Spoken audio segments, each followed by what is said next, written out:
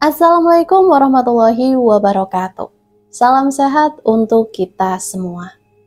Semoga kita semua selalu mendapat lindungan Allah Subhanahu wa Ta'ala ya. Diberikan nikmat sehat walafiat serta dimudahkan segala urusannya. Amin ya Robbal 'Alamin. Kesempatan kali ini Mimin akan membagikan satu cerita misteri. Seperti apa ceritanya? Mari kita mulai.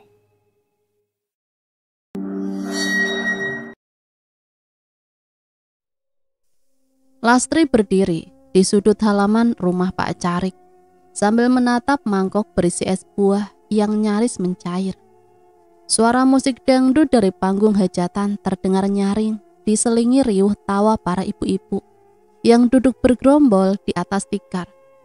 Ia mencoba tersenyum saat disapa, tapi senyuman itu hanya bertahan sebentar. Beberapa pasang mata perempuan mulai menoleh ke arahnya, lalu berbisik-bisik. Sudah umur segitu kok masih sendirian. Nunggu jadi nenek-nenek dulu kali baru nikah, apa gimana? Suara seorang perempuan terdengar cukup keras. Lastri tahu suara itu milik Bu Suminah, tetangga depan rumahnya yang suka ikut campur urusan orang lain. Beberapa orang tertawa kecil. Lastri menunduk, pura-pura sibuk dengan sendok di tangannya. Tapi telinganya menangkap semua. Padahal dulu cantik loh. Iya, tapi mulutnya galak. Siapa juga yang mau? Timbal Bupati sambil meneguk es teh. Mereka tertawa lagi. Lastri menahan nafas, dadanya panas. Ia ingin membalas, tapi mulutnya terkunci. Seolah lidahnya terjerat oleh rasa malu yang tak bisa dibendung. Tanpa bicara, Lastri bangkit dan meletakkan mangkok es buah di atas meja. Langkahnya cepat, meninggalkan suara musik dan tawa-tawa itu. Ia berjalan pulang, menyusuri gang sempit di antara rumah warga. Sepanjang jalan, kata-kata hinaan tadi terus terngiang di telinganya. Langit mendung menggantung, menambah berat langkahnya. Di dalam kamar, Lastri membuka jendela lebar-lebar. Udara sore masuk bersama suara ayam dan anak kecil berteriak di kejauhan. Tapi suasana hati Lastri tetap sesak. Ia duduk di pinggir tempat tidur, menatap wajahnya di cermin tua. Wajah itu masih cantik, hanya saja mulai terlihat garis-garis di ujung mata. Bibirnya masih merah, alisnya rapi. Tapi semua itu seolah tak berarti di mata orang-orang yang hanya melihat usia. Malam tiba dan Lastri masih belum bisa tidur. Ia duduk di teras rumah, menatap gelap pekarangan. Di kepalanya hanya satu hal, ia ingin berubah. Ia ingin membuat semua orang menyesal telah menghinanya. Tapi bagaimana caranya? Ia teringat cerita lama tentang susuk yang bisa membuat wanita tampak lebih menarik dan dipuja banyak pria. Tapi bukankah itu hanya cerita? Tiba-tiba ia teringat seseorang, Mbah Rejo, dukun tua yang tinggal di ujung desa, sendirian di rumah panggung kecil yang dikelilingi pohon bambu. Lastri berdiri tanpa pikir panjang. Ia mengambil jaket dan berjalan menembus malam. Perjalanan ke rumah Mbah Rejo terasa dingin. Jalan setapak dipenuhi dedaunan kering. Angin malam berembus membawa aroma tanah basah dan bunga kenanga. Rumah panggung itu terlihat gelap dari jauh. Hanya ada cahaya samar dari celah dinding. Lastri mengetuk pintu, pelan. Tak lama kemudian, daun pintu dibuka perlahan. Mbah Rejo muncul dengan rambut putih panjang yang dikepang dan mata cekung tajam menatap Lastri. Siapa? Saya Mbah, Lastri mau minta tolong. Jawab Lastri pelan. Mbah Rejo menyuruhnya masuk. Di dalam ruangan dipenuhi bau dupa dan kayu terbakar. Lastri duduk di tikar pandan yang mulai usang. Mbah Rejo menuangkan air putih dari kendi dan meletakkannya di depannya. Aku tahu kamu bakal datang, Lastri. Sudah waktunya kau menyerah pada takdirmu, ucap Mbah Rejo sembari duduk bersila. Lastri mengangguk. Aku capek, Mbah. Aku malu, aku muak dihina. Aku ingin mereka semua lihat kalau aku masih bisa membuat laki-laki jatuh cinta. Mbah Rejo mengangguk pelan. Susuk. Banyak perempuan datang padaku untuk itu. Tapi tidak semua bisa menahan akibatnya. Saya nggak mau yang biasa-biasa, Mbah. Saya mau yang paling kuat, paling cepat hasilnya. Potong Lastri dengan nada yakin. Dahi Mbah Rejo mengerut. Ia menatap Lastri lebih lama, seolah menimbang-nimbang. Ada satu, tapi kau harus tahu, ini bukan untuk orang lemah. Sekali masuk, susah keluar. Ini bukan susuk biasa. Ini susuk dari rambut mayat. Lastri menelan ludah. Suara jangkrik terdengar dari luar, mengisi jeda percakapan mereka. Rambut mayat siapa? Mbah Rejo berdiri, mengambil kotak kayu kecil dari rak. Ia meletakkannya di hadapan Lastri. Kotak itu penuh debu. Tangannya gemetar saat membukanya. Di dalamnya hanya ada sehelai rambut yang digulung rapi dalam kain merah kusam. Ini rambut Nyi Darsi, dukun ilmu hitam yang dulu dibakar warga karena dituduh menumbalkan anak-anak. Tapi tak ada bukti. Mayatnya dikubur diam-diam. Waktu kubuka kembali, kuburannya malam-malam. Rambutnya masih utuh, panjang dan hitam. Dia pasti kuat sekali, kata Mbah Rejo pelan. Lastri bergidik. Lalu kenapa disimpan? Karena aku tahu, suatu saat ada yang cukup nekat ingin menggunakannya. Seperti kamu. Sunyi menggantung di antara mereka. Lastri menatap rambut itu. Ia tahu ini bukan keputusan kecil, tapi semua hinaan, tatapan sinis, dan kesepian membuat pikirannya tak jernih. Ia ingin diinginkan, dipuja, dicintai. Apapun resikonya, saya mau, Mbah. Mbah Rejo memejamkan mata, lalu mengangguk. Besok malam kita ke makamnya. Aku tidak bisa melakukannya di sini. Harus di tempat dia dikubur. Kenapa enggak sekarang saja? Tanya Lastri gelisah. Karena rambut ini harus disambung dengan tanah kuburannya. Kalau tidak, susuknya tak sempurna. Dan kalau tidak sempurna, kamu bisa jadi gila sebelum sempat menikmati hasilnya. Lastri mengangguk pelan. Ia tahu ini sudah terlalu dalam. Malam itu ia pulang dengan langkah berat. Di dalam kamar, ia menatap wajahnya di cermin lagi. Ia mencoba tersenyum, tapi hanya mendapati sosok mata asing di wajahnya sendiri. Angin malam masuk lewat celah jendela. Tirai tipis bergoyang. Lastri tak mempedulikan. Ia mencoba tidur, tapi matanya terus terbuka. Bayangan rambut itu, suara-suara ejekan, dan tatapan tajam Mbah Rejo bercampur jadi satu di kepalanya. Pikirannya berbisik, hatinya resah, tapi tekadnya sudah bulat.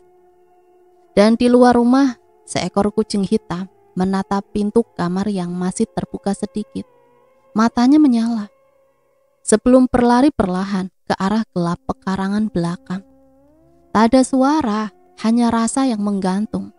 Bahwa besok malam akan jadi malam yang tak akan pernah bisa dilupakan. Angin dini hari masih terasa dingin saat Lastri berdiri di depan cermin. Menatap sorot matanya sendiri yang tampak berbeda. Ada rasa gelisah yang menggantung di dadanya sejak ia mengucapkan kata setuju tadi malam. Bayangan rambut dalam kotak kayu itu terus menari di pikirannya. Ketika ia berusaha memejamkan mata, suara tawa kecil yang asing terdengar samar dari arah belakang rumah, membuatnya menggigil dan menarik selimut lebih erat. Namun tidak ada yang datang, hanya rasa takut yang makin tebal menempel di kulitnya. Pagi belum benar-benar datang saat Mbah Rejo mengetuk pintu rumah Lastri. Perempuan itu sudah siap dengan jaket tebal dan sebatang senter kecil. Mereka berjalan tanpa banyak bicara, menembus jalan sempit yang mengarah ke barat desa. Tanah di jalanan becek, dedaunan basah menempel di ujung sandal. Lastri beberapa kali menoleh ke belakang, merasa seolah ada yang mengikuti mereka. Tapi yang terlihat hanya bayangan tubuh mereka sendiri yang memanjang di tanah. Makam tua itu berada di bawah pohon beringin besar, terpisah dari area pemakaman umum. Menurut cerita, makam itu sengaja disendirikan karena warga takut menguburkan Nyi Darsi bersama orang lain. Mbah Rejo berhenti di depan sebuah nisan tanpa nama. Hanya tumpukan batu yang ditandai dengan benang merah di sekelilingnya. Ini tempatnya, ucap Mbah Rejo tanpa menoleh. Lastri menelan ludah, kakinya terasa berat. Mbah Rejo mulai mengeruk tanah dengan cangkul kecil yang dibawanya. Butuh waktu lama sampai mereka menemukan sesuatu yang dibungkus kain kafan kotor. Ketika Mbah Rejo membuka kain itu, Lastri langsung menutup hidung. Bau busuk menyengat menusuk dari dalam. Di balik lipatan kain, rambut panjang hitam masih menempel pada tengkorak yang mulai hancur. Lastri nyaris muntah. Pegangin senter, perintah Mbah Rejo sambil mencabut rambut itu satu persatu. Lalu menggulungnya dengan teliti ke dalam kain merah yang baru. Ini masih utuh, gumam Mbah Rejo. Pertanda dia belum benar-benar tenang. Lastri tidak menjawab. Ia hanya mengikuti gerakan Mbah Rejo dengan tubuh gemetar. Setelah rambut digulung dan dikencangkan dengan tali hitam, mereka menutup kembali makam dan menyiramkan air kembang di atasnya. Mbah Rejo menggumamkan sesuatu sebelum mengajak Lastri kembali. Di rumah panggung milik Mbah Rejo, bau dupa sudah memenuhi ruangan. Lampu dimatikan, hanya ada cahaya dari 3 lilin di pojok ruangan. Di tengah duduk sebuah mangkok berisi air putih, segenggam peras dan segulung rambut tadi. Duduk, ucap Mbah Rejo. Lastri menuruti. Ia duduk bersilah menatap rambut itu yang kini diletakkan di depannya. Mbah Rejo mulai membaca sesuatu dalam bahasa yang tidak dipahami Lastri. Lalu ia mengambil selembar daun pisang dan meletakkan rambut itu di atasnya, sebelum mengangkatnya dan menekankan ke ujung lidah Lastri. Buka mulutmu. Lastri membuka mulut dengan ragu. Saat rambut itu menyentuh lidahnya, tubuhnya langsung mengejang. Lastri terbatuk hebat, lalu menjerit pendek. Matanya mendadak membelalak, tubuhnya seperti terbakar dari dalam.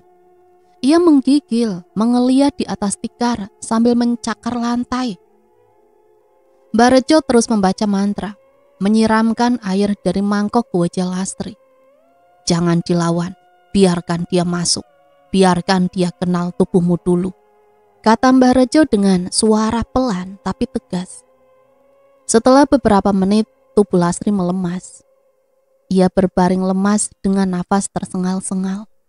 Keringat membasahi seluruh tubuhnya, matanya terpejam, tapi kelopak matanya bergerak cepat. Dalam mimpinya, Lastri melihat seseorang perempuan tua dengan wajah penuh luka berdiri di tengah pekarangan. Perempuan tua itu menatap tajam ke arahnya, lalu tersenyum pelan. Di belakangnya, pohon-pohon menghitam dan langit berubah gelap.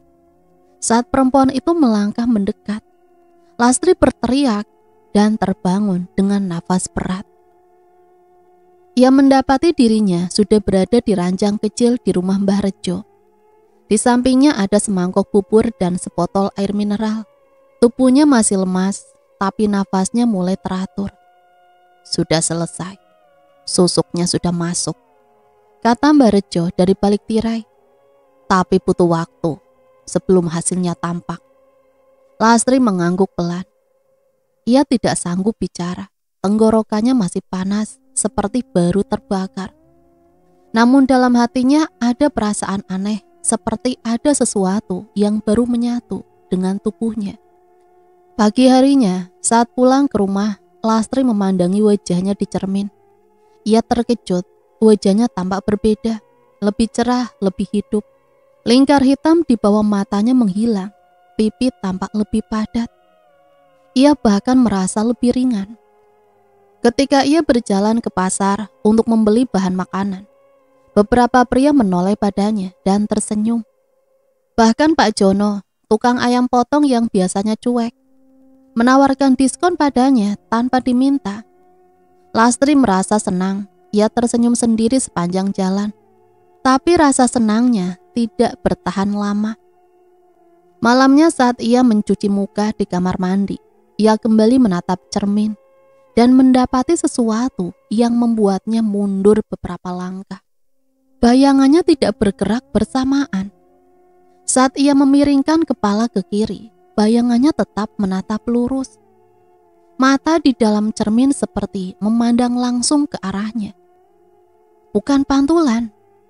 Lastri berkedip dan bayangan itu baru ikut bergerak. Ia menggigil. Dibasuh wajahnya cepat-cepat dan keluar dari kamar mandi. Di ruang tamu suasana rumah seperti lebih sunyi dari biasanya. Ia duduk di kursi rotan sambil menunggu tenang. Tapi rasa tidak nyaman masih menggelayuti pikirannya. Beberapa malam berikutnya, perasaan itu semakin sering muncul. Ia merasa selalu ada yang memperhatikan dari balik pintu kamar. Kadang saat ia menyalakan lampu, bayangan seseorang tampak menghilang cepat dari cermin. Pernah sekali saat ia tidur, terdengar suara nafas berat dari bawah ranjang. Tapi saat diperiksa tak ada apa-apa. Lastri mencoba mengabaikan. Ia fokus pada hasil dari susuk itu. Dan memang semakin hari semakin banyak laki-laki mendekatinya. Anak Pak RT mengantarkan makanan.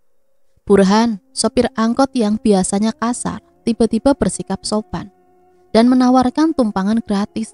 Bahkan pemuda dari desa sebelah yang belum pernah menyapanya mengajak berkenalan di depan warung. Namun di balik semua itu, rasa aneh dalam tubuhnya tak pernah benar-benar hilang. Setiap kali ia bercermin, bayangan dirinya seperti bukan miliknya sendiri. Kadang senyumannya muncul lebih dulu sebelum bibirnya bergerak. Kadang matanya menatap balik dengan ekspresi berbeda.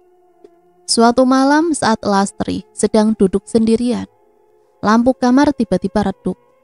Angin kencang berembus lewat celah jendela, membuat tirai berkibar pelan. Lastri bangkit untuk menutup jendela. Tapi saat ia menoleh ke arah cermin lemari di sudut kamar, ia terdiam. Di dalam pantulan cermin terlihat sosok perempuan tua berdiri di belakangnya. Wajahnya rusak, dengan kulit mengelupas dan mata kosong. Rambut panjang tergerai menutupi bahu. Lastri ingin berteriak, tapi suaranya tak keluar. Ia hanya bisa berdiri mematung. Saat ia berkedip, sosok itu menghilang. Tapi bayangan dirinya di cermin masih menatap ke arah yang sama. Seolah belum selesai memandangi sesuatu. Lastri duduk kembali di tempat tidur, memeluk lutut dan menunduk. Nafasnya memburu, pikirannya kacau, tubuhnya gemetar. Ia mencoba berkata dalam hati bahwa semua ini hanya perasaan. Tapi sorot matanya sendiri di cermin tak bisa lagi ia percaya. Dan malam itu, Lastri tak bisa tidur. Ia hanya memelototi bayangan dirinya sendiri yang tampak makin asing. Dalam hati kecilnya, ia mulai bertanya, apakah keputusan itu adalah jalan keluar, atau justru awal dari sesuatu yang jauh lebih gelap. Lastri masih duduk di sudut ranjang, menatap cermin yang perlahan mulai tak ia percayai. Bayangan dirinya kini bukan lagi teman, tapi menjadi sumber kecemasan yang setiap malam mengusik pikirannya. Namun di balik rasa takut itu, tubuhnya mulai terbiasa. dengan sorotan mata orang-orang, terutama laki-laki. Ia mulai memperhatikan bagaimana setiap langkahnya mengundang pandangan, bagaimana tatapan penuh hasrat muncul dari wajah-wajah yang dulu bahkan enggan menegurnya. Hari-harinya kini dipenuhi pujian. Setiap pagi ada bunga ditaruh di pagar rumah. Kadang sebungkus makanan, kadang sekedar surat kecil berisi rayuan. Lastri mulai menikmati semua itu. Ia membalas senyum dengan senyum, menerima hadiah tanpa banyak tanya. Salah satu pria yang paling rajin datang adalah Pak Arman, duda berusia hampir 50 tahun yang tinggal di gang sebelah. Ia berkemeja rapi, wangi dan selalu membawa bingkisan setiap kali berkunjung. Lastri awalnya menolak, tapi setelah beberapa kali bujukan, ia mulai mengizinkan Pak Arman masuk ke rumah dan mengobrol di ruang tamu. "Las, kamu gak takut tinggal sendirian terus?" tanya Pak Arman suatu sore sambil menyeruput teh. "Biasalah Pak, sudah bertahun-tahun juga begini. Kalau ada laki-laki baik, mapan, sayang kamu, mau nggak?" lanjut Pak Arman sambil melirik. Lastri tidak langsung menjawab. Ia tahu arah pembicaraan itu. Tapi ia juga tahu bahwa tubuhnya kini punya daya yang bisa membuat siapapun tergoda. Hari setelah percakapan itu, Pak Arman datang lagi. Kali ini membawa kalung emas kecil. "Hadiah buat kamu. Kalau cocok, nanti kita bicarakan yang lebih serius." Lastri menerimanya, bahkan membiarkan Pak Arman bermalam di rumahnya. Malam itu mereka tidur dalam satu ranjang, tapi Lastri tidak bisa tidur nyenyak. Sekujur tubuhnya terasa panas dingin. Di tengah malam, Pak Arman mengerang dan berkata tubuhnya kram. Lastri sempat memijit, namun pria itu tertidur pulas setelahnya. Keesokan paginya, Lastri terbangun lebih dulu. Ia turun ke dapur, membuat teh, lalu kembali ke kamar. Tapi saat memanggil nama Pak Arman, tidak ada jawaban. Ia mendekat dan melihat tubuh pria itu kaku. Matanya melotot ke langit-langit dan mulutnya terbuka setengah. Lastri menjerit, cangkir teh jatuh dan pecah. Beberapa tetangga berdatangan. Petugas medis datang tak lama kemudian dan menyimpulkan bahwa Pak Arman meninggal karena serangan jantung. Lastri terdiam. Ia tak menyebut bahwa malam sebelumnya Pak Arman sempat mengeluh panas atau bahkan tubuhnya sendiri ikut menggigil. Beberapa hari kemudian, Lastri mencoba menenangkan diri, tapi rasa takut mulai menyusup. Ia merasa tubuhnya seperti menyimpan sesuatu yang asing. Ia tidak bicara pada siapapun. Bahkan saat pemuda lain bernama Rangga datang, mengajaknya keluar makan malam. Rangga adalah seorang pemuda perantauan yang bekerja di bengkel motor milik pamannya. Ia tampan, muda, dan penuh semangat. Lastri menganggapnya sebagai hiburan ringan, pengalih dari pikiran-pikiran buruk yang mulai merayapi kepala. Mereka beberapa kali pergi bersama, hingga akhirnya Rangga juga tidur di rumah Lastri. 3 hari kemudian, Rangga ditemukan oleh pamannya dalam keadaan meninggal dunia di rumah kontrakannya. Tubuhnya kaku, wajahnya pucat, dan matanya terbuka lebar, tanpa kilat kehidupan. Lastri mendengar kabar itu dari warga. Ia tak tahu harus bereaksi bagaimana. Tubuhnya lemas. Malam itu ia kembali diganggu. Mimpi tentang perempuan tua yang duduk di ujung ranjang sambil menatapnya. "Siapapun yang menyentuhmu akan menanggungnya." Suara lirih itu terdengar jelas di telinga Lastri, meski matanya belum terbuka. Pagi harinya kabar tentang kematian 2 pria yang pernah dekat dengan Lastri mulai menyebar. Beberapa ibu-ibu membicarakannya di warung. Ada yang menyebut Lastri pembawa sial. Ada juga yang mulai menduga Lastri memelihara sesuatu. Tak sedikit yang mengaitkan perubahan Lastri dengan hal-hal tak wajar. Di tengah semua itu, seorang lelaki bernama Anto. Tukang becak yang sering mangkal di depan pasar mendekati Lastri. Ia datang membawa kue dan buah-buahan. Lastri mencoba bersikap ramah, tapi tubuhnya mendadak terasa panas saat tangan Anto menyentuh punggung tangannya. Ia buru-buru masuk ke rumah dan mengunci pintu.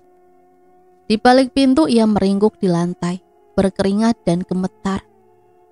Malam itu Lastri menatap cermin lagi. Sorot matanya tampak lebih dalam, tapi terasa asing. Saat ia mencoba tersenyum, bayangan di cermin tersenyum lebih dulu. Ia mundur pelan. Perasaan yang dulu hanya muncul sesekali, kini menjadi semakin nyata. Ia mulai sadar bahwa bukan hanya tubuhnya yang berubah, tapi ada sesuatu yang tinggal di dalam dirinya. Lastri mencoba mengingat semua kejadian susuk yang ia minta dari Mbah Rejo. Rambut Nyi Darsi, mimpi-mimpi buruk, dan para lelaki yang mendadak mati. Semua itu tidak mungkin kebetulan, tapi ia juga tahu bahwa ia sudah terlalu dalam. Ia ingin berhenti, tapi tidak tahu caranya.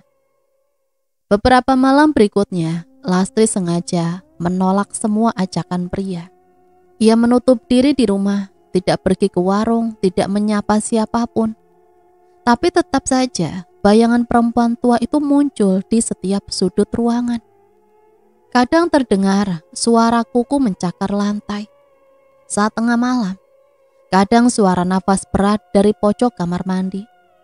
Ia pernah mendatangi rumah Mbah Rejo lagi, tapi rumah itu gelap dan kosong. Tidak ada siapapun.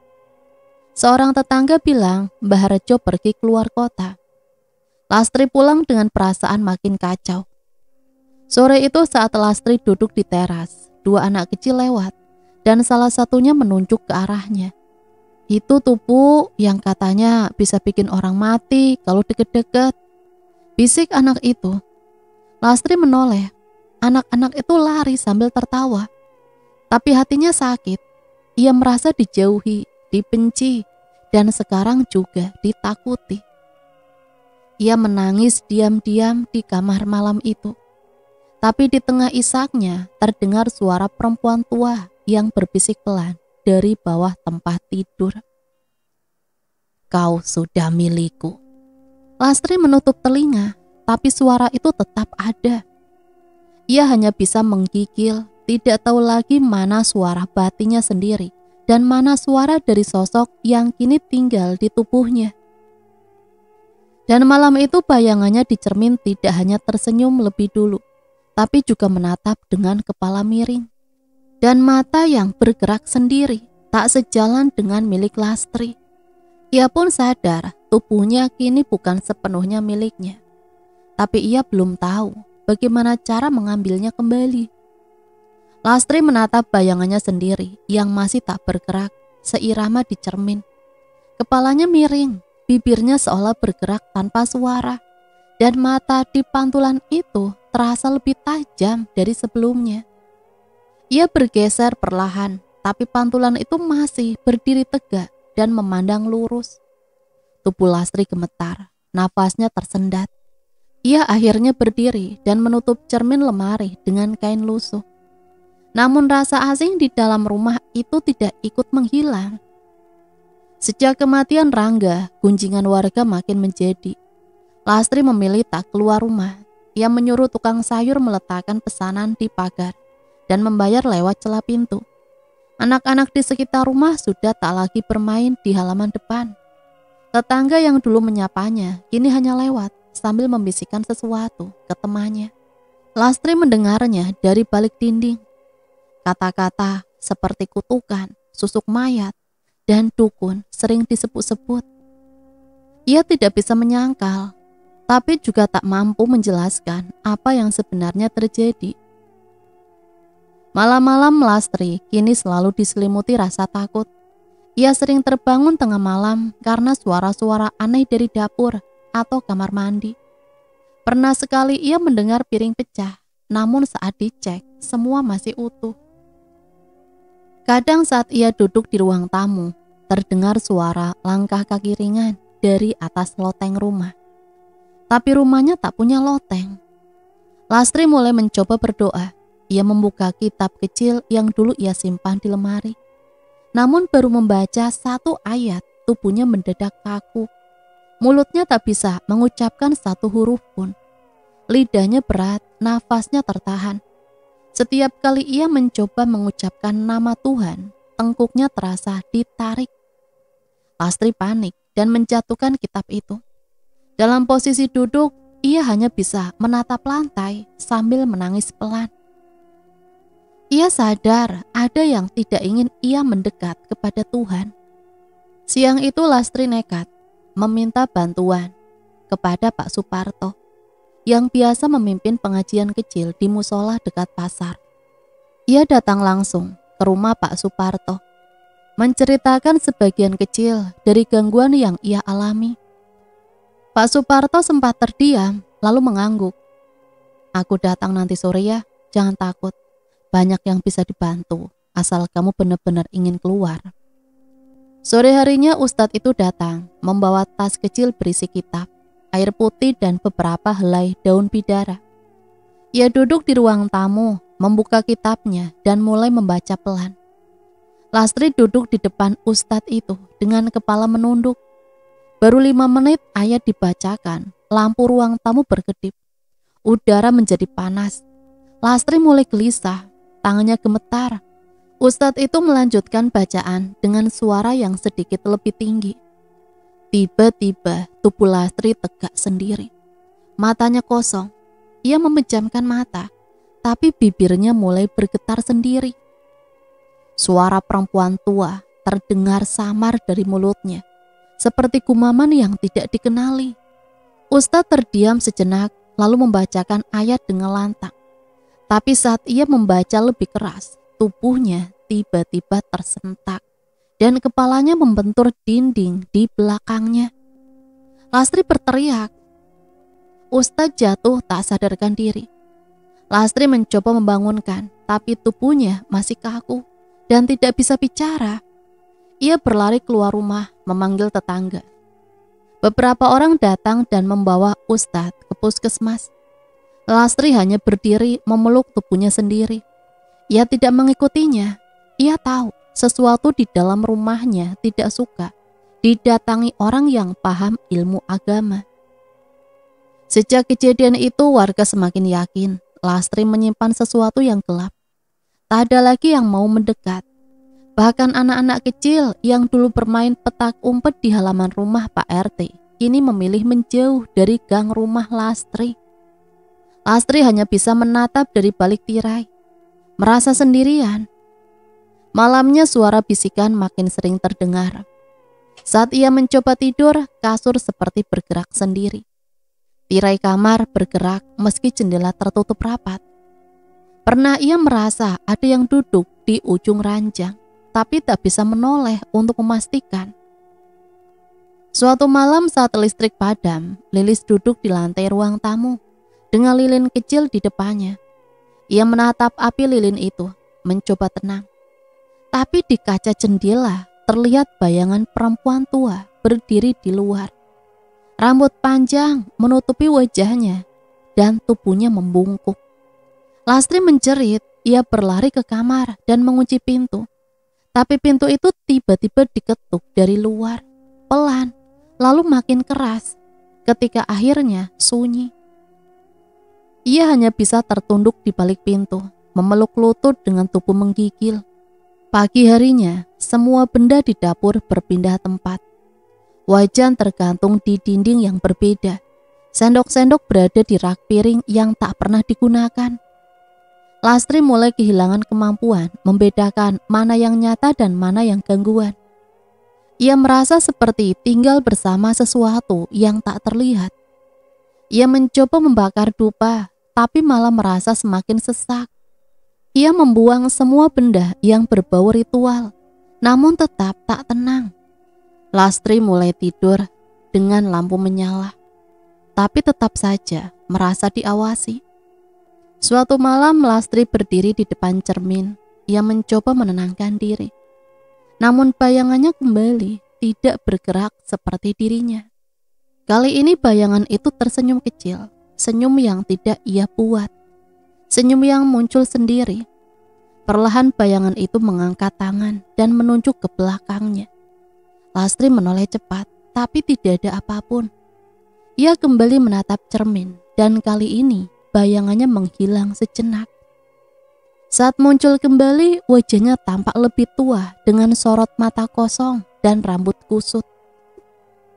Lastri berteriak, ia menutup cermin itu dengan kain kembali.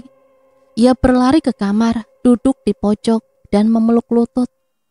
Tangisannya pecah, tapi tidak ada yang datang, tidak ada yang peduli.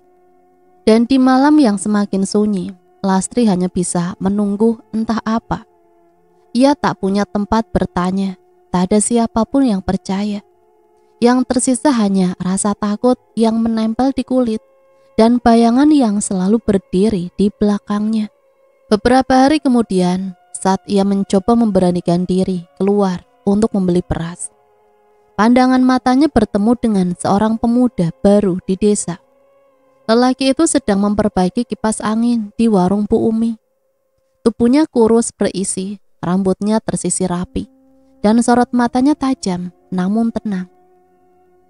Warga menyebutnya Huda, tukang servis keliling yang baru pindah dari luar daerah. Lastri yang biasanya tak peduli pada orang baru, kali ini merasa berbeda. Ada sesuatu dari sikap Huda yang membuatnya penasaran. Ia diam di depan warung agak lama, pura-pura memilih sabun.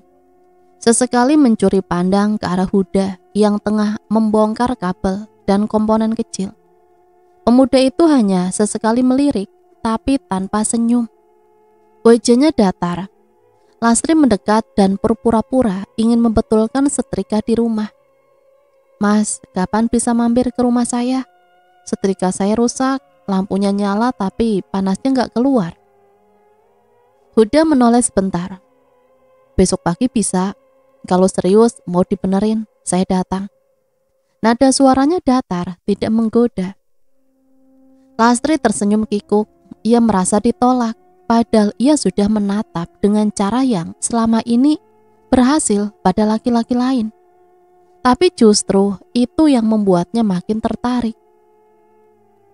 Keesokan harinya, Huda datang tepat waktu. Lastri mengenakan daster baru dan parfum yang biasa ia pakai saat mengundang tamu pria. Ia membuka pintu dengan senyum manis.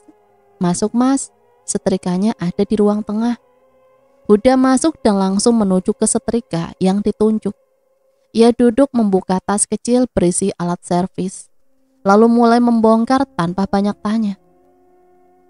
"Mas, dari mana asalnya?" "Indramayu. Sudah lama tinggal di sini." "Baru 2 minggu. Warga sini ramah-ramah kok, tapi hati-hati, ada beberapa yang suka ngomongin orang." Huda tidak menanggapi, ia terus bekerja. Suasana menjadi canggung. Lastri makin berusaha mendekat. "Mas belum punya istri ya?" tanya Lastri dengan nada menggoda. Kali ini Huda berhenti sejenak, menoleh dan menatap Lastri lurus. "Saya belum niat menikah, masih banyak yang perlu saya urus," katanya pelan tapi tegas. Sorot matanya tajam, seolah bisa menembus apa yang dipendam Lastri. Lastri mendadak salah tingkah. Entah kenapa, tatapan Huda membuat lehernya terasa panas. Ia berdiri dan berpura-pura masuk ke dapur. Saat kembali dengan segelas teh, tubuhnya mulai berkeringat. Jantungnya berdetak lebih cepat dari biasanya. Huda telah selesai dan sedang menggulung kabel. "Tidak ada masalah besar, cuma kabel bagian dalamnya putus, sudah saya sambung," ucap Huda sambil berdiri. "Kalau ada barang yang rusak, panggil saya saja. Tapi kalau hanya mau ngobrol, saya sibuk," ucapnya sebelum keluar. Lastri terdiam. Ucapan itu seperti tamparan. Tapi entah kenapa, membuat dadanya justru semakin penasaran. Malam itu Lastri kembali mimpi buruk. Dalam mimpi, Nyi Darsi muncul di tengah rumahnya. Duduk di kursi tamu sambil meremas rambut sendiri yang terbakar. Wajahnya mengelupas dan matanya merah menyala. kau dekati orang yang tak boleh kau dekati. Kau langgar batas yang sudah kutetapkan. Kata suara itu. Lastri terbangun dengan tubuh basah oleh keringat.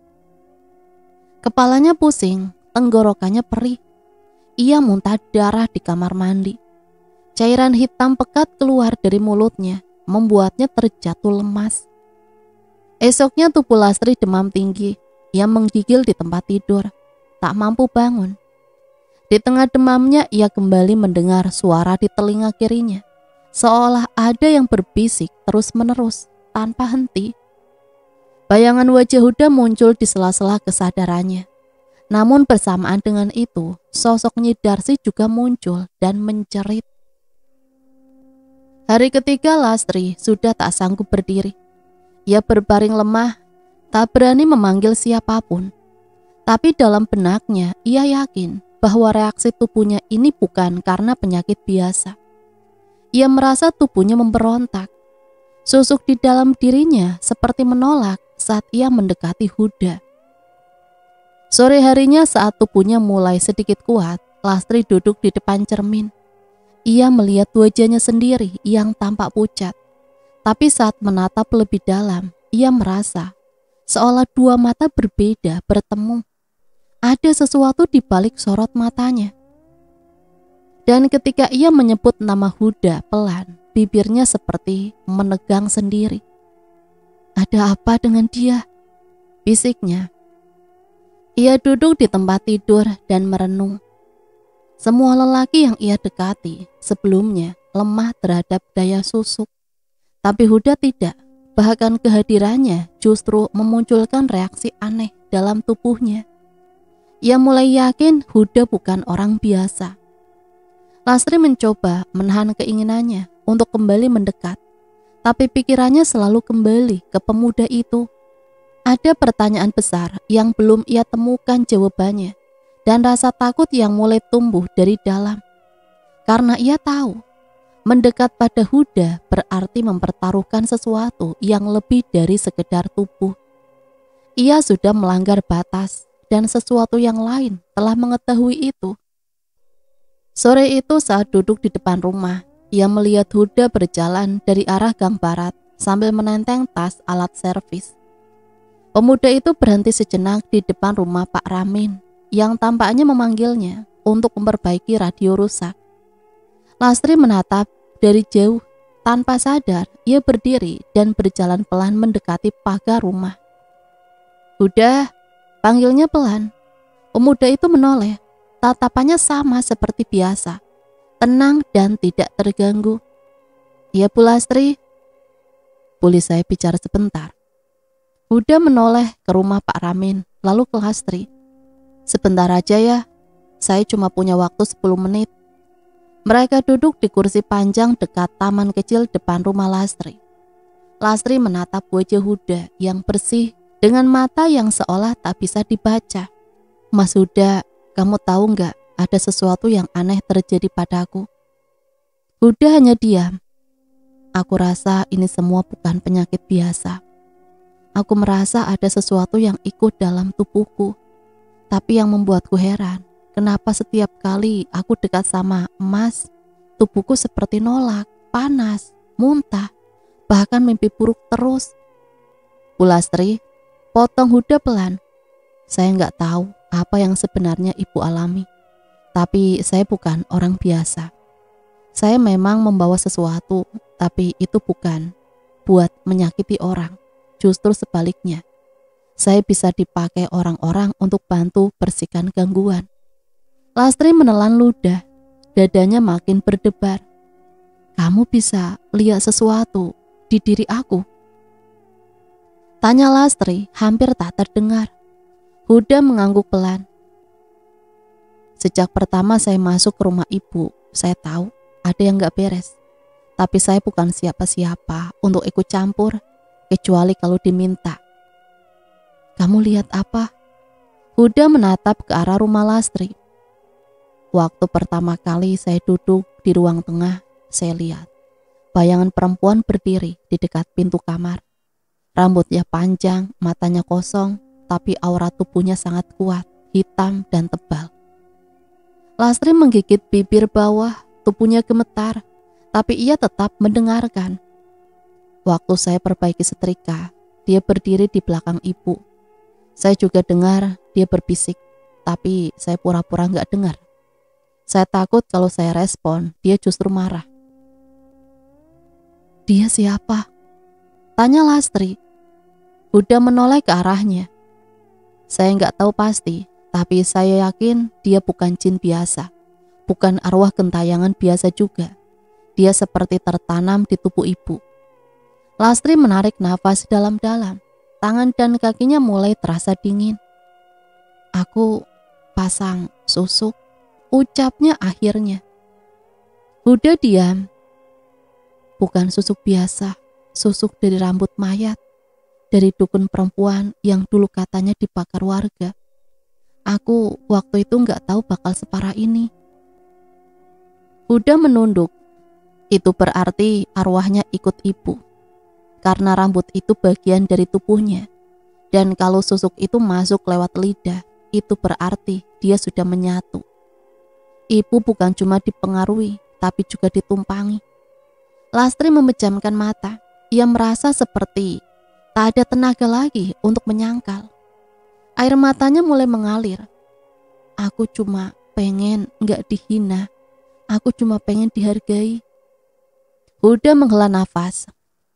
"Saya nggak menghakimi ibu, tapi ibu tahu sendiri sekarang. Ini bukan soal cantik atau tidak, ini soal hidup dan mati." "Kenapa cuma kamu yang bikin dia marah?" tanya Lastri dengan suara lemah. "Karena saya bawa wirid pelindung sejak kecil. Kakek saya seorang kiai. Saya sering bantu orang bersih-bersih rumah atau tubuh dari gangguan. Aura saya nggak disukai makhluk seperti itu. Dia anggap saya ancaman." "Apa kamu bisa bantu saya?" Huda diam cukup lama. "Bisa, tapi ini bukan hal mudah. Harus ada proses dan ibu harus siap menerima apapun akibatnya." "Apa maksudmu?" "Kalau susuk itu dicabut, maka semua efeknya juga ikut hilang. Ibu bisa sakit atau lebih parah. Dan kadang ada harga yang harus dibayar," ujar Huda pelan. Lastri terdiam, hatinya kalut. Ia ingin bebas, tapi juga takut. Ia ingin tenang, tapi tubuhnya sudah bukan miliknya lagi. Huda berdiri perlahan. "Kalau ibu serius datang ke rumah saya malam Jumat ini, tapi pastikan benar-benar siap. Karena begitu kita mulai, gak bisa dibatalkan." Lastri hanya mengangguk pelan. Huda pamit dan melangkah pergi ke rumah Pak Ramin. Malamnya Lastri kembali bermimpi.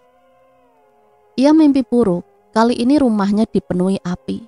Dan di tengah kobaran api itu, Nyi Darsi duduk di kursi rotan. Rambutnya yang dulu terbakar kini utuh, panjang dan digenggam erat. "Kau pikir kau bisa lari? Kau pikir dia bisa menolongmu?" Suara itu menggema. Lastri terbangun sambil terkesiap. Tubuhnya panas, nafasnya pendek.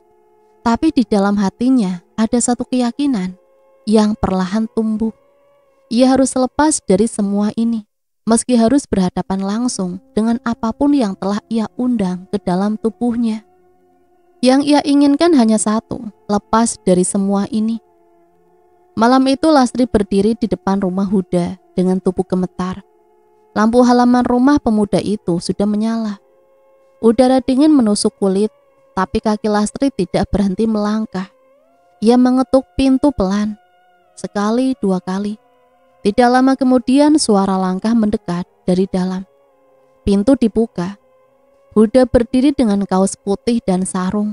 Wajahnya serius, tidak terkejut. "Masuk, Bu." Lastri melangkah pelan ke dalam rumah. Ruangan itu sederhana, hanya ada tikar, rak buku kecil dan meja kayu di pojok. Bau minyak kayu putih bercampur aroma dupa lembut mengisi ruangan. Huda duduk bersila. Lastri berdiri sebentar sebelum akhirnya bersimpuh di depannya. "Aku mohon Huda, tolong bantu saya," ucap Lastri lirih, hampir tak terdengar. Huda menghela nafas. "Kenapa kau tidak sadar lebih awal? Lastri menggigit bibir, matanya berkaca-kaca. Aku takut, aku malu, aku juga gak nyangka akan seperti ini. Susuk itu dimasukkan dari rambut mayat Nyi Darsi. Kau tahu siapa dia? Lastri mengangguk. Mbah Rejo yang bilang cuma itu yang paling manjur. Suaranya patah di tenggorokan. Dan kau percaya begitu saja? Huda menatap tajam. Kau tahu, susuk rambut mayat itu seperti menanam tubuh arwah di dalam dirimu. Setiap doa yang masuk akan terbakar. Setiap usaha membersihkan akan ditolak. Dan semakin lama kau biarkan, dia akan ambil alih. Aku gak tahu Huda, aku cuma pengen dipandang orang. Aku capek dihina, aku capek dianggap perawan tua. Ucap Lastri dengan suara bergetar. Huda diam lama, lalu ia berdiri dan mengambil sebotol air dari rak, lalu meletakkannya di depan Lastri. Minum ini biar sedikit tenang. Tapi aku gak bisa bantu kalau kau belum benar-benar siap. Lastri meminum setengah botol air itu. Setelahnya ia bersujud di hadapan Huda. Aku bersumpah, aku gak akan lagi cari jalan sesat. Aku gak akan lagi tergoda. Aku cuma pengen hidup normal. Bantu aku Huda. Kalau aku harus menanggung akibat, aku siap. Tapi jangan biarkan dia terus tinggal dalam tubuhku. Huda menatapnya dalam diam. Wajahnya tetap dingin, tapi sorot matanya melembut. Kalau kau memang siap, ada satu cara. Tapi ini sangat berat. Lastri mengangkat wajah. Apa itu? Kita harus kembali ke tempat asal rambut itu diambil. Makam Nyi Darsi. Di sana susuk bisa dilepas. Tapi dengan syarat kau harus hadapi dia sendiri. Lastri menelan ludah.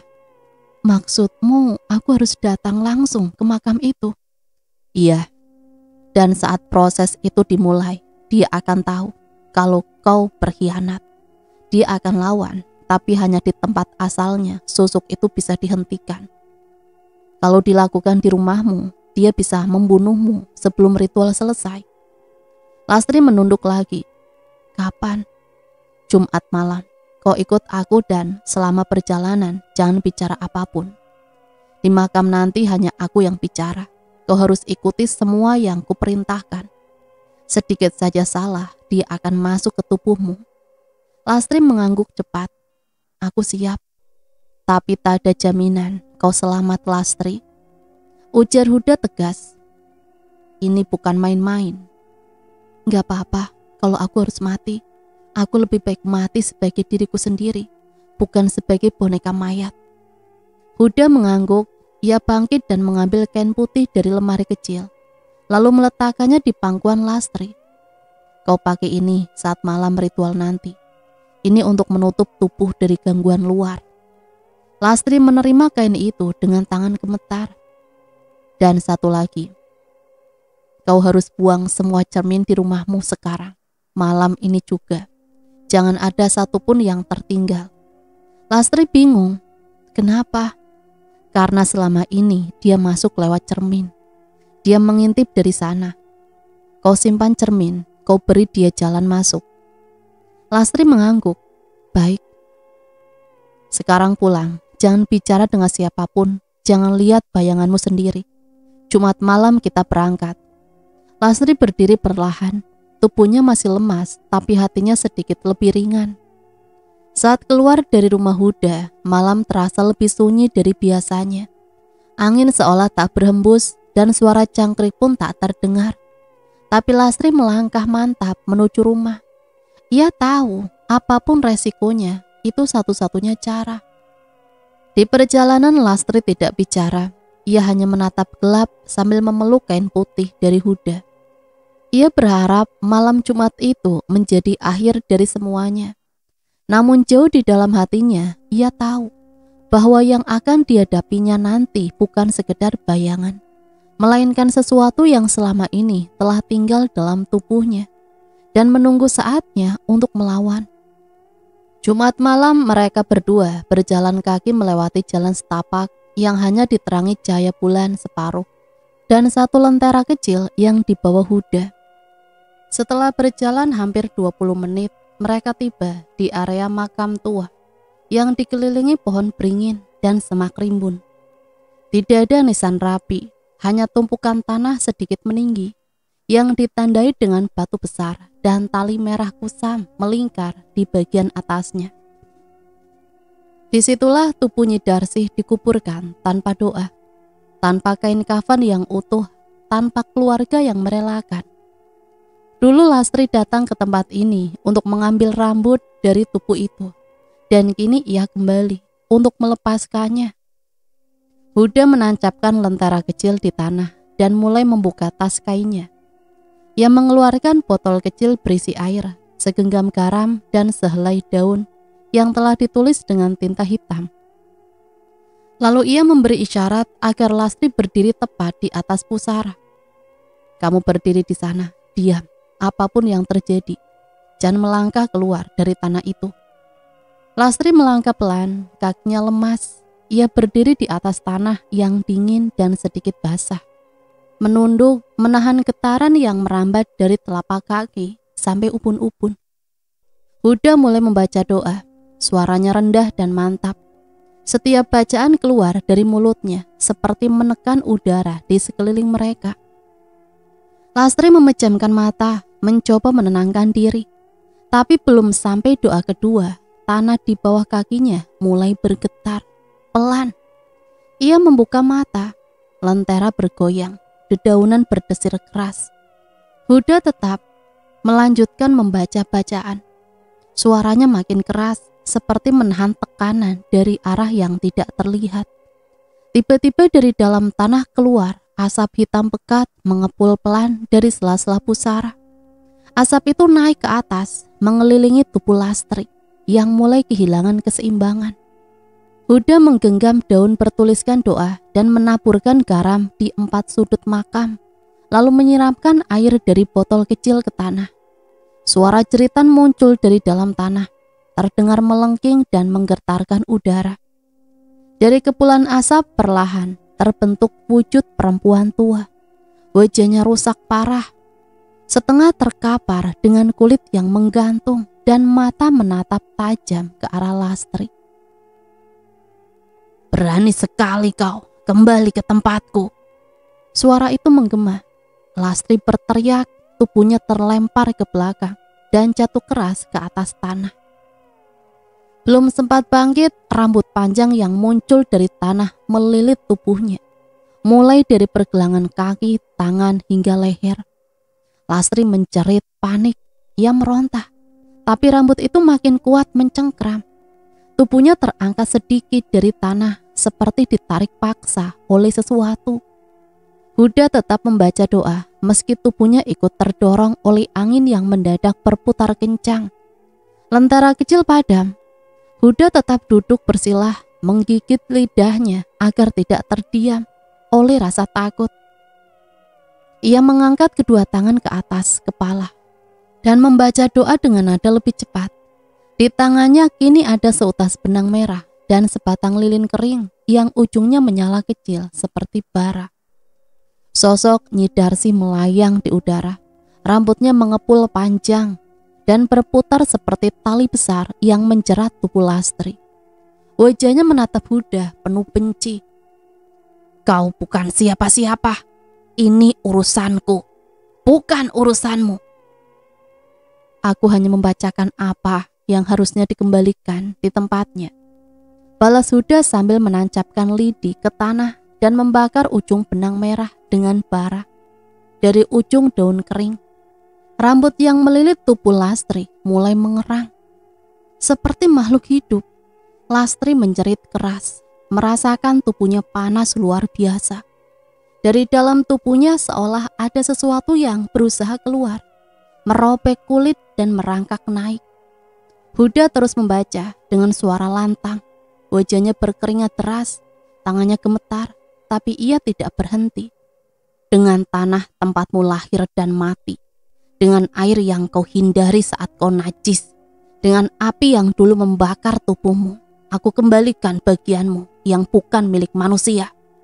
Tiba-tiba tubuh Lastri memuntahkan cairan hitam dari mulutnya. Rambut-rambut yang melilitnya terurai pelan. Sosok Nyi Darsih menjerit panjang, lalu tubuhnya mulai terbakar dari ujung rambut ke kaki, seperti disiram air yang tak terlihat. Api itu menyala tanpa suara, hanya terdengar desir panas yang memekakan telinga. Lastri jatuh ke tanah, rambut yang tadi mengikatnya terbakar habis. Sosok Nyi Darsih menghilang dalam kobaran yang mengepul dan melesat ke tanah. Asap itu hilang perlahan, tanah kembali tenang. Huda segera menghampiri Lastri. Perempuan itu tergeletak dengan mata terpejam dan tubuh penuh lumpur. Huda meraba nadi di lehernya, masih berdetak. Ia membersihkan wajah Lastri dengan air dari botol, lalu membisikkan doa di telinga kanannya. Setelah beberapa menit, Lastri membuka mata perlahan, pandangannya kosong. Huda, suaranya nyaris tak terdengar. Kau sudah bebas, dia sudah pergi, kata Huda pelan. Lastri mengangkat tangan ke wajahnya. Ia merasakan perih di pipi kanannya saat disentuh. Kulitnya seperti terkelupas. Huda menatapnya serius. Itu bekas, mungkin tidak akan hilang, tapi itu harga dari apa yang sudah terjadi. Lastri menunduk, tidak berkata apa-apa. Ia hanya terdiam sambil menatap ke arah tanah pusara yang kini mengering dan kembali gelap. Tidak ada asap, tidak ada suara. Tapi di dalam hatinya, ia tahu bahwa makam itu masih menyimpan sesuatu. Dan meski susuk telah dilepas, luka yang tertinggal tak bisa ditawar. Huda membantu Lastri berdiri. Mereka berjalan pelan kembali ke arah desa tanpa berkata apa-apa. Sudah hampir 2 minggu berlalu sejak malam ritual di makam Nyi Darsih, dan tubuhnya mulai membaik. Namun sesuatu dalam dirinya tetap terasa kosong. Wajahnya kini berbeda, bukan karena usianya bertambah, tapi karena luka yang menempel di pipi kanannya tak kunjung hilang. Bekas itu seperti gosong, membulat, menghitam, dan kadang terasa perih saat terkena air panas. Dia tidak bisa menutupinya. Bedak hanya membuatnya terlihat belang, dan kain pun tak mampu menyamarkannya. Setiap kali bertemu cermin, ia hanya bisa diam. Hari itu ia memutuskan mulai membantu di warung kecil milik bibinya, Bik Minah, yang letaknya di depan balai desa. Dulu warung itu cukup ramai, tempat para pria nongkrong sambil ngopi dan membahas urusan sawah atau pasar. Tapi sejak Lastri mulai duduk di belakang meja kasir, suasana berubah. Tidak ada yang terang-terangan menolak, tapi tatapan mereka lebih banyak menunduk. Tak ada lagi yang menggoda, tak ada lagi yang tertawa keras. Bahkan sebagian memilih memesan lalu pergi tanpa banyak bicara. Lastri menyadarinya, tapi ia tidak mengeluh. Ia hanya ingin melakukan sesuatu yang membuatnya merasa berguna, menjadi manusia biasa, bukan pusat perhatian seperti dulu. Ia tahu masa lalu akan terus menempel seperti bayangan, tapi ia ingin perlahan-lahan menyatu kembali dengan kehidupan. Las, tolong potongin tahu. Iya, Pi. Lastri mengangguk dan mulai mengeris tahu dengan pelan. Tangan kirinya masih sedikit kaku, dan bekas luka itu sesekali terasa gatal. Tapi ia terus bekerja, tak menoleh siapapun. Beberapa orang mulai pelan-pelan menerima kehadirannya. Ada yang menyapa dengan canggung, ada pula yang hanya sekilas melempar senyum. Tidak semua memusuhi, tapi jelas tak satu pun memperlakukan seperti dulu. Tidak ada bunga di pagar rumahnya, tidak ada makanan di teras, tak ada pesan dari lelaki manapun yang menyatakan rindu. Semua itu seperti mimpi yang pernah ada dan kini hilang tanpa jejak. Malam-malamnya masih dipenuhi mimpi, tapi tidak sekuat dan semenyeramkan dulu. Ia masih sering melihat Nyi Darsih duduk diam di pojok rumah dalam mimpi. Tapi sosok itu hanya diam, tidak bergerak, tidak berkata apa-apa. Wajahnya sudah tidak setegang dulu. Suatu malam saat gerimis mengguyur desa, Huda datang ke warung. Ia duduk di sudut bangku kayu sambil menatap meja. Las, kopi hitam 1. Ucapnya singkat. Lastri menyeduh sendiri kopinya, lalu membawanya ke meja. Huda mengangguk pelan. mengucapkan terima kasih lalu menyeruput perlahan. Kamu kelihatan lebih tenang. Iya, lebih tenang, tapi kadang masih mimpi aneh. Jawab Lastri tanpa banyak ekspresi. Itu biasa, efeknya nggak langsung hilang. Tapi selama kamu tidak lagi membuka jalan, dia tidak bisa masuk. Lastri mengangguk. Aku juga sudah buang semua cermin di rumah. Sekarang kalau mau dandan, aku pakai piring lebar. Huda tersenyum kecil. Bagus. Mereka tidak bicara banyak, hanya duduk dalam diam. Hujan makin deras, suara air menetes dari atap warung terdengar seperti ritme pelan yang menenangkan. Setelah beberapa menit, Huda berdiri dan membayar kopinya. Kalau ada apa-apa, panggil saja. Tapi sepertinya kamu sudah bisa berdiri sendiri sekarang, ucapnya sebelum pergi.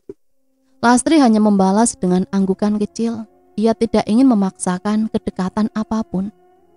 Sejak awal Huda sudah menunjukkan bahwa dia hanya membantu karena kemanusiaan, bukan karena perasaan. Setelah kepergian Huda, malam itu, Lastri duduk lama di bangku warung. Umina sudah pulang duluan, menyuruh Lastri menutup warung lebih awal karena hujan. Tapi Lastri masih ingin duduk sendiri.